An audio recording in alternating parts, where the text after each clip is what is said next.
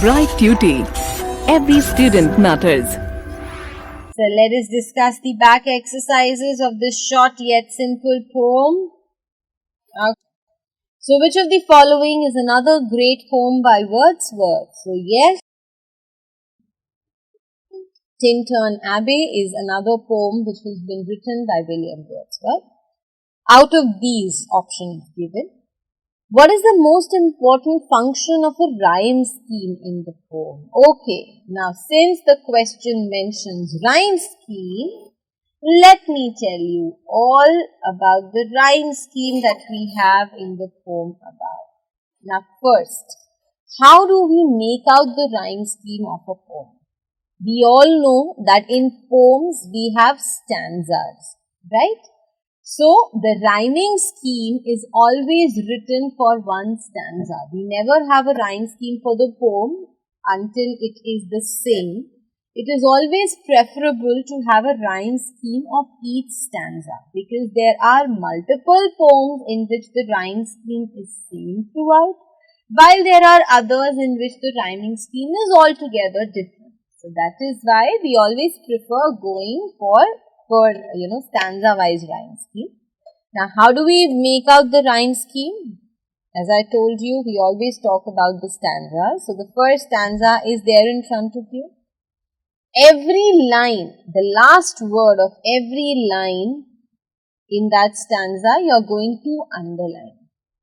Now, what are the last words in the first stanza? By in the first line, bees in the second line, seas in the third line, and sky in the fourth line. Now, the first line, last word is by, right?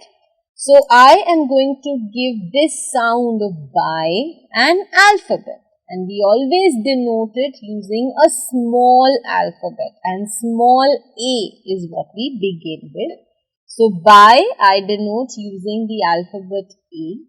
Then comes the next line, last word is bees. Now, do you think there is any similarity in the sound of bees and by? Anything common? No. Since there is nothing common, since there are two different sounds of the verb, so they will have different alphabets also. Right, so no similar sound, no similar alphabet. Now comes the third line, last word, which is seas. What word do you think the sound is the same with? By and seas, is it similar? No. Bees and seas. You see the similarity? So since the sound of bees and seas is same, that is why they have the same alphabet, which is B. Now comes the last line, last word, which is sky. Now, what words that have been underlined by me do you think the sound is same? Sky and by. So, we give sky also the same alphabet that by has. Now write all these four alphabets together. So, what is the rhyming scheme of the first stanza? It is A, B, B, A, B over here. So, A, B, B, E. This is how we make out and we write the rhyme scheme of a stanza. It is always denoted with small alphabets. And we have to take into consideration the last word of every line of that stanza. Let us move on to the next stanza now. Stanza 2. Again the same thing we will do. I have underlined the last words in every line. The first word is lie. I will give this sound an alphabet A. Then comes melodies. Melodies, do you think it is the same as lie? Melodies and lie? No, it is different, so I give it a different sound, which is B. Then comes trees. Melodies and trees, there is a similarity in sound that can be felt. So, since the sounds are different, so the alphabets are also same. Since the sounds are same, so the alphabets are also same, that is B. Then comes the last line, last word, which is cry. Now, what word do you think cry is rhyming with? Lie and cry. So, it is given the alphabet A. And the rhyme scheme of the second stanza is also A, B, B. So, this is how we are going to write down the rhyming scheme of any stanza which is given. Clear? Now, coming back to the question, so what is the function of the rhyming scheme? Now, the function of a rhyming scheme is obviously that it gives a special emphasis of the sounds and the sights that Wordsworth imagines. We have very well read that in the very first stanza, Wordsworth imagines all the beautiful things of nature. And this rhyme scheme is adding a value to it. It is making it look even more beautiful, the nature seem even more wonderful with the help of this rhyming scheme. Okay. Which of the following statements on nature is reflected in the poem that you have just read? What is it about nature that we have learned from this poem? We've learned that it is living and breathing personality. That everything in nature is a living being. Even it breathes. Even it wants to have a new and fresh life and, space for itself. So, nature is something which is living as well as breathing. Okay. Yes. What can you surmise about Wordsworth from the poem? Surmise means what can you make out, what can you infer about the personality of William Wordsworth from this poem? So, we can obviously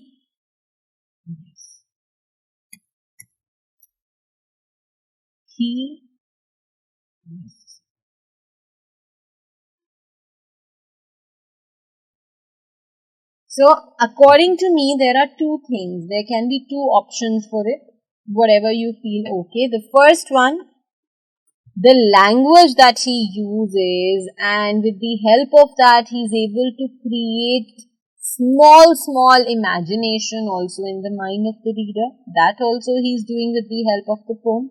And the second thing that I believe he is doing with the help of his poem is that the level of our thinking, the power of our imagination has extended from this to this.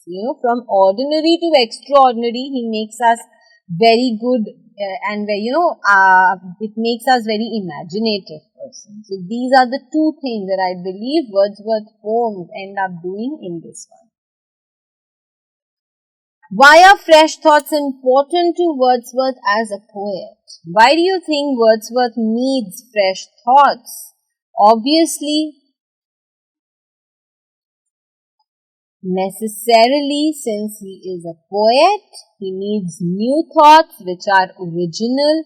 He needs to be creative when he writes. So, this is what the fresh thoughts, the importance of fresh thoughts. Okay. Explain with reference to context. So, the first stanza, a flock of sheep that leisurely pass by, one after one, the sound of rain and bees, murmuring the fall of rivers, winds and seas, smooth fields, wide sheets of water and pure sky. Where does the poet see all of the above? So, where did the poet see this? The poet was simply imagining all these things in his mind, hoping that he would be able to sleep well after this. What is he trying to do? As I already gave you the answer, he was simply trying to sleep. So, these were the tricks that he had used to be able to fall asleep. He gives a vivid description, so a very elaborate and colorful description is given by him. What does this tell you about the poet? So, after the description that we've read, we can obviously say that he is a poet who loves nature. He is a poet who believes in giving the minute and elaborate details about anything which is connected to nature, and that he values it. Okay.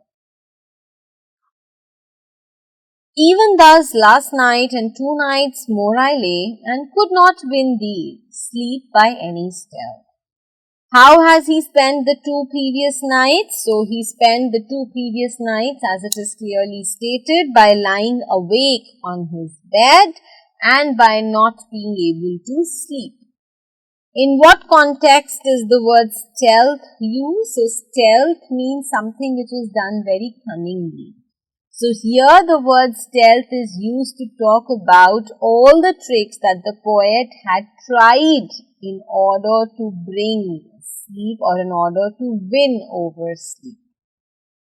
What is the poet longing for? Longing, desire. So what is the desire of the poet? The poet wishes to be able to fall asleep.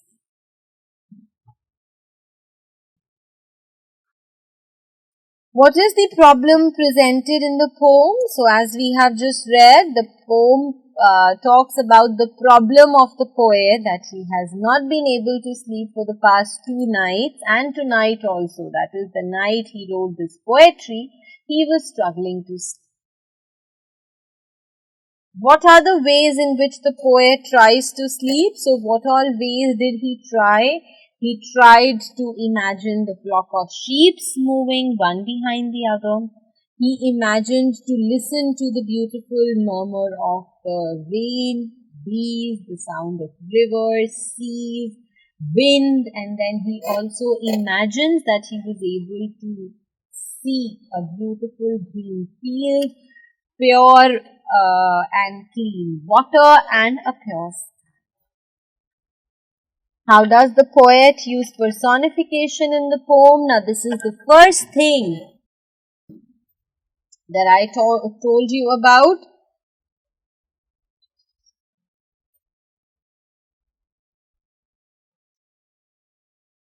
So how does the poet use personification in the poem? The poet has personified sleep. He treats sleep to be a living being to whom he seems to be talking and discussing about his problem, about his worry, about his pain of not being able to sleep well, and he also tells to sleep how important it is for every human being. So since he was straight away talking to sleep, he was personifying sleep, that is why it is personified. Okay. How does this poem bring out Wordsworth's love of nature and countryside? Now, this is something that we have very clearly read. We know that William Wordsworth is a nature-loving poem, and there isn't anything that he loves more than the beautiful bounties of nature. In this poem also, he's done the same thing. He talks about the beautiful sound of the falling river, of the sound of bees. Then he also talks about the importance of falling asleep. He talks about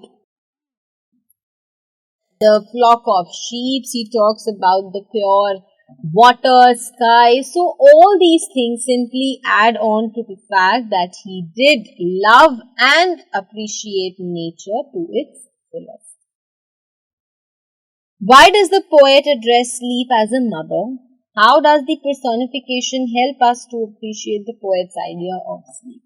So yes, the poet did address sleep as a mother, because we all know, what do our mothers do? After a troubled and tiring day, they call us to themselves, and just by being in the laps of your mother, you actually forget. You get rid of all your pains, you get rid of all your worries, all your problems. Here, the poet has compared sleep to mother, because just the way a mother soothes you, a mother provides you comfort, similarly, a good and a peaceful sleep also acts as a wonderful, energy maker. I can say it is something which gives you energy, it is something which gives you joys and happiness, And it is only because of sleep that you are able to wake up the next morning with fresh thoughts and with appealing thoughts. So this is how and why he has used the comparison, and this is how his appreciation, his personification has helped us to understand the poem better. So with this, my dear students, we come to the end of this short and beautiful poem. The entire poem has been explained to you. There's only one poetic device that is being referred to, which is personification. Plus, we've discussed the rhyming scheme as well as the back exercises. So I hope this poem is very much clear to you.